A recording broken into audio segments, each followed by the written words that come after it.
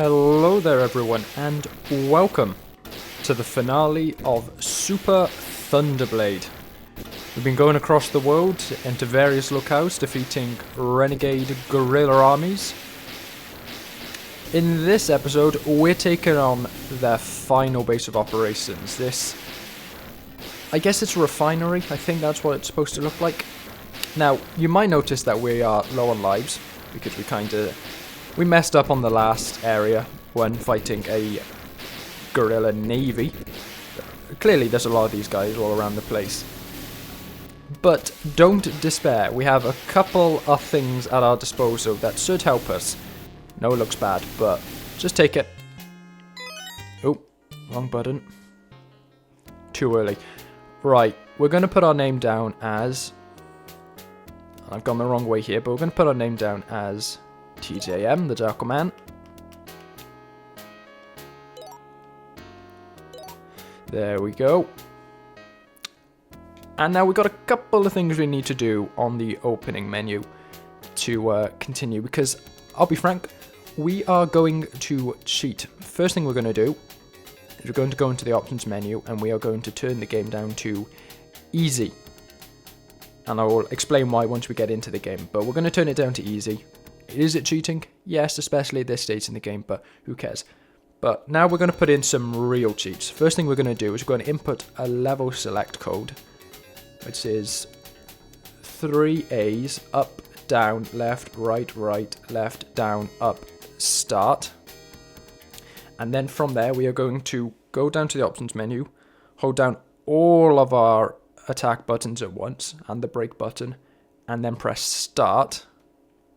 And if we've done it correctly, you'll see that where our life counter used to be, we now just have a panda face. And this is extra lives. This gives us extra lives doing this. I don't know how many, but it's enough in my testing that we can effectively just sit there and take punishment. As much as we want. And this is the wrong stage. This is not the code I selected. It appears that it only registered 2 of my A button presses when it should recognize 3. Problem is, there's not really any way for us to back out of this now, so I'm gonna go and cut the game for a moment, and I will see you when we get to stage 4. This is a bit awkward, but trust me, you can see that we've been taking hits and we're just carrying on anyway. It's you know, our life counter isn't going down. I haven't seen it go down even despite being knocked down 10, however many times. I doubt it's infinite. I don't think that's really how games at this age really work. I don't think they could really do infinite, but it's enough that we don't need to think about it, even starting all of these stages back. But annoying as it is, I'll see you in a moment once we get back to stage 4.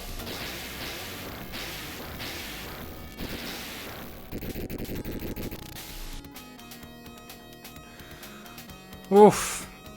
I might need to go and keep that footage, because that was pretty much a perfect round at that stage after I completely flunked it in the last episode. It's a pretty easy one. But finally, we're back here at the guerrilla base. It took us a fair bit of time, but you'll notice that our lives are still visibly identical.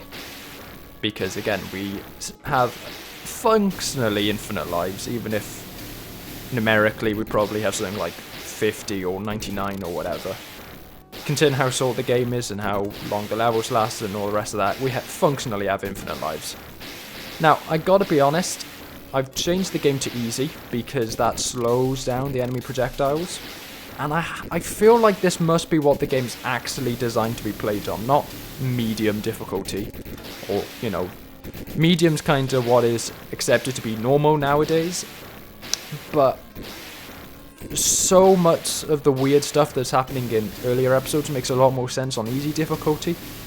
Like, it was a pretty consistent thing in the last couple of episodes for enemies to be attacking before they got on screen, so you couldn't react to their attacks. Or you could react to their attacks, but you didn't know who was firing it, so it made it a little bit difficult to react properly. So you didn't know whether it was a tank attacking you or whether it was a helicopter or a plane or whatever. you kind of got to react to them more differently, just because of where the projectile comes from. On medium difficulty, because enemies are firing earlier and faster, they're doing it before they actually get on screen. That's not happening on easy mode. They're only doing it, obviously excluding bosses, they're only doing it once they're on screen, which makes it a lot easier. But also level 2 made a lot more sense, the one with all of the caves and the pillars and the stalactites and stalagmites. It was a big problem in the last one that enemies were attacking behind pillars, so you couldn't actually see the projectile until it was right in front of your face. You just kind of had to know where the enemy was and just kind of gather that. It still happens a little bit on easy mode, but compared to medium, where it was every single enemy doing it, it's just one or two awkwardly placed ones. And then the final bit that makes more sense is that the salvo, the machine gun salvo that all of the bosses past level 2 begin with. So the Fusin, the Aqualizer, I think the submarine in the last stage was called. And then these, I think they're called the Geisen mechas. They're mechas. They're mechs of some kind. They all begin with machine gun fire, and on medium, if you're in the wrong place at the wrong time, that's just it, you're dead. But on easy, you can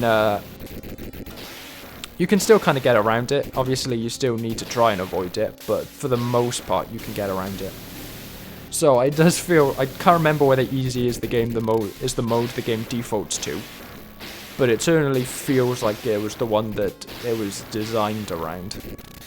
In hindsight, I think I made it harder on myself choosing medium, assuming it to be like the normal mode of the game.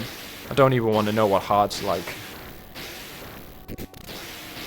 Now, the main problem with Guerrilla Base, and the reason that it is seen, or level 4, and the reason it's seen in a similar light to level 2, is that while you're flying around having to dodge all of the tanks and all the rest of that, you're constantly being blocked by these pipes that it looks like you should be able to squeeze between in a lot of situations, but you just can't.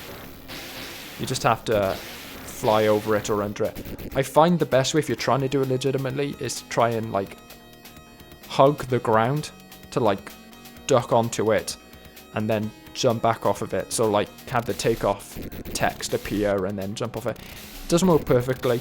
Like, I haven't found a consistent strategy. That's why I had to eventually resort to outright cheating to get to this point. But that's the best I found. Now, this is the Guerrilla Base proper, and seeing as I was never able to reach this on medium, or without these extra lives, I have no idea what the game expects you to do at this point, if you don't use them. Because, like, look at the sheer number of projectiles. We are in a helicopter. We are not a particularly mobile entity here, so I have no idea how the game expected you to dodge all of this without the power of just respawning immediately afterwards, especially on hard difficulty. Oof. Now, the other thing I found out is why the brake button is called the descend button. It makes a little more sense in these sections, because braking makes you go backwards, so in some ways it is descending, and I think that's probably why it was given that name, despite the fact that, well, you're not really braking, you're not descending in the majority of the game. Now, the Guerrilla Base ends with this sort of final gauntlet of attacks, and this is why I had to figure out what the descend button does in the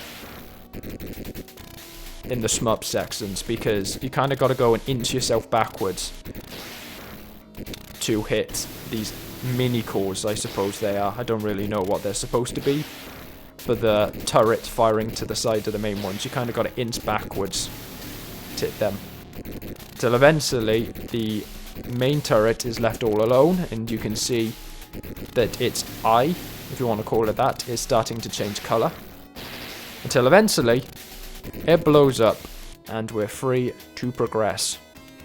Well, I say progress, but we're free to end the game, because again, Super Thunderblade is a pretty short game. It's only got 4 levels, and then we end up in the credit section. My thoughts on the game were actually fairly mixed. I was going to say positive, but that's been a bit generous to it. They were at a decent level. It was like a 40-50% in my mind up until I got to stage 4, and the problems with hitboxes and all the rest of that really highlighted themselves because I was getting hit by attacks that just were nowhere near me or had gone off screen like a second earlier. It was really frustrating, and that kind of threw my opinion of the game out of the window. It's not good. If you have the Sega Mega Drive and Genesis Classics, you can skip this very, very easily. There's not much point in going out to play it.